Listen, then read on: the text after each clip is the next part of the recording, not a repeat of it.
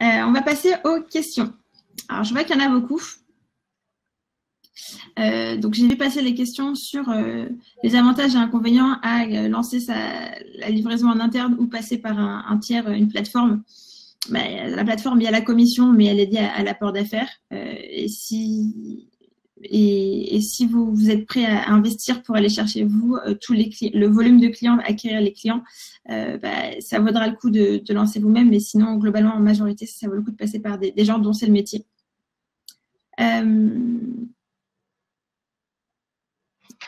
Alors, Pascal, une question pour toi. Comment travaille-t-on à la convivialité, l'expérience client dans un click and collect et livraison? Par la proximité, en fait, par l'expérience digitale déjà que l'on peut avoir, dans la souplesse, ce qu'on appelle l'expérience client, utilisateur, la personnalisation des échanges, et puis surtout, quand quelqu'un vient retirer, on essaie de lui faire goûter quelque chose d'autre.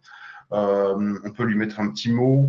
C'est sa première commande, on peut transformer sa petite commande en une commande plus importante en ajoutant un dessert notamment.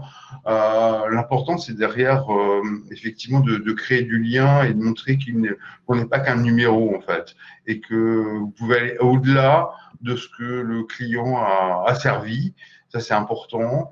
Et d'appeler aussi les gens par leur prénom si c'est possible, de dire voilà, des mots usuels que l'on utilise dans le commerce de tous les jours. On ne tend plus que le paquet, en fait.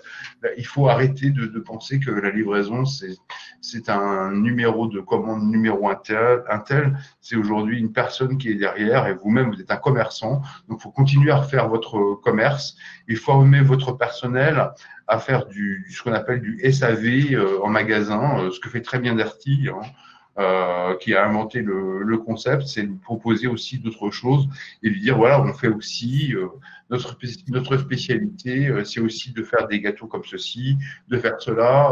Voilà, c'est de montrer qu'on est aussi un commerçant et qu'on a une vraie expérience à proposer. Merci.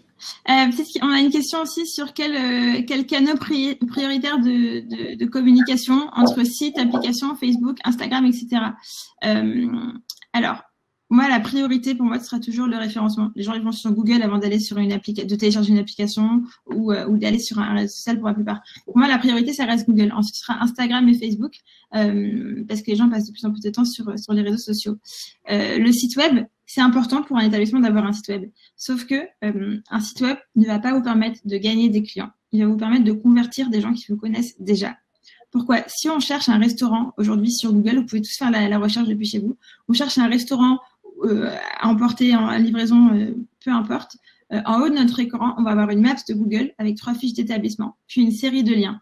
Sur la première page, vous trouverez rarement un lien de site web de restaurant. Vous verrez souvent ou des TripAdvisor ou La Fourchette ou des Uber Eats, des Deliveroo ou des Just Eat, ou bref, plein de sites d'agrégateurs. Et donc, avoir le site web de votre établissement qui rivalise avec un mastodonte comme celui-là, ça va être compliqué.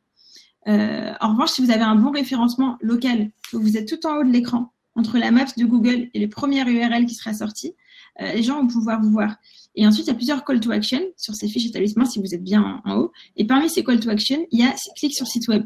Et une fois que les gens sont sur votre site, ils pourront découvrir plus précisément votre offre et devenir vos clients. Donc, le site web, ça vous sert si vous avez un bon référencement ou si les gens vous connaissent déjà qui vont taper votre nom directement et commander chez vous. Et pour toucher de nouvelles personnes. Et c'est bien aussi, excuse-moi, c'est bien aussi un site web pour recruter du personnel, mais recruter aussi des franchisés si on est un réseau ou un jeune réseau qui veut se développer en franchise. C'est quand même important de faire découvrir son concept, auquel cas il faut avoir un site web assez conceptuel où on a bien travaillé effectivement ses signatures, sa partie prix-service, et que ce soit clairement identifié et que l'on montre et que l'on peut justement qualifier ces leads qui sont et le personnel qui est toujours une denrée rare, mais aussi les franchisés que l'on veut séduire.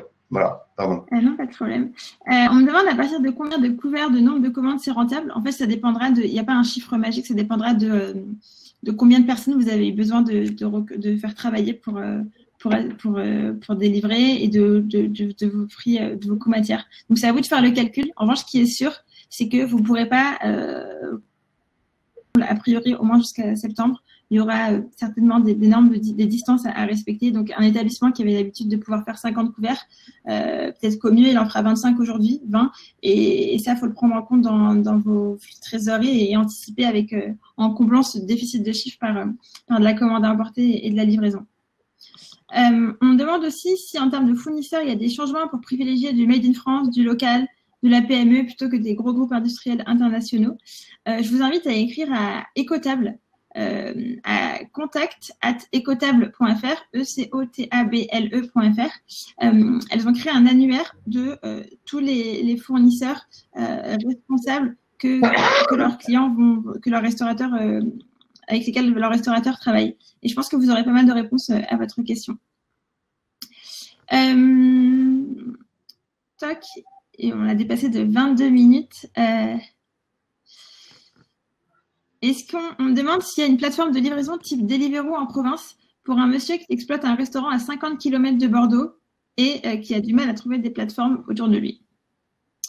Je crois que Just Eat est un peu meilleur sur la province, si je ne dis pas de bêtises. Oui. Et sur les villes moyennes, justement. Oui. Mais la problématique, c'est que Just Eat, il faut avoir sa propre flotte de livreurs, surtout sur des petites unités comme celle-ci. C'est assez difficile, en fait. Just Eat fournit les livraisons en partenariat avec Stuart sur des grandes villes, mais pas en province et pas sur des villes moyennes. Mathilde qui demande si on ne sait pas mettre en place le Click and Collect soi-même, quel système de mise en place de Click and Collect est la moins coûteuse. Alors, il y a plusieurs acteurs. On ne les a pas benchmarkés. Nous, on sait qu'on a des clients qui bossent avec Pulp, avec Tasty Cloud qui sont contents. Donc, il y a pas mal on n'a pas de recommandations fermes, mais il y a pas mal d'acteurs qui performent bien là-dessus. Comment fidéliser un client? C'est un coût, mais c'est vite rentabilisé en fait. En une semaine, normalement, un système de click and collect est rentabilisé. Yes. Et ensuite, on me demande comment fidéliser. Alors, on va prendre 2 dernières questions. Et ensuite, ceux auxquels on n'aura pas répondu, je vous invite à nous les envoyer par mail à contact@malou.io et on se les répartira pour vous répondre. Donc, avant-dernière question. Comment fidéliser mon client une fois qu'il l'a commandé via Uber Eats ou autre? Là, c'est une très bonne question. Parce qu'effectivement, sur la plateforme, le client quand un client a commandé chez vous via une plateforme, c'est le client de la plateforme et c'est plus trop le vôtre. Petite technique, vous pouvez glisser un bon de promotion, je sais que Raphaël, tu fais pour Ponzo, une petite carte avec une promotion dans le sac de commande pour donner une promotion 10, 15, 20%, ce que vous voulez, si la commande est passée sur votre site web directement et l'inviter à vous suivre sur vos réseaux sociaux. Ça peut. Et que lui-même peut partager ce coupon, pourquoi pas, avec 5-6 personnes qui elles-mêmes connaissent pas mal de personnes. Voilà. Et toute dernière question, est-ce que le paiement en ligne est-il possible sans site web? Ça m'a l'air compliqué. Je pense qu'aujourd'hui, c'est pas encore le cas. Bientôt, on pourra payer par Instagram. C'est pas encore le cas. Mais pour l'instant, je crois que c'est indispensable d'avoir au moins un site vitrine. Ouais. Voilà. On aura dépassé de 25 minutes. J'espère que ça vous a plu, que ça vous sera utile. Si vous avez des questions, n'hésitez pas. Vous pouvez nous les poser par mail. On prendra le temps de répondre à tout le monde. Et autrement, je vous souhaite une très belle fin de journée. Merci beaucoup, Pascal. Et mettez-vous à la livraison, restez chez vous et mangez-y bien. À bientôt. Au revoir. À bientôt.